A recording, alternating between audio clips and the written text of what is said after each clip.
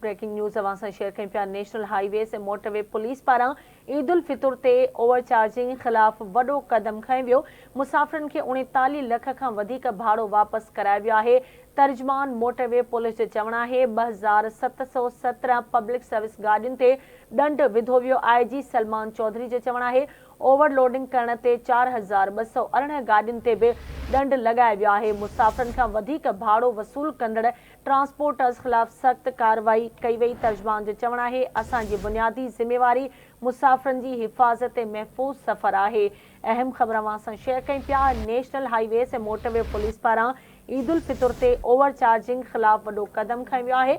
मुसाफ़िरनि खे 39 लख खां वधीक भाड़ो वापसि करायो वियो।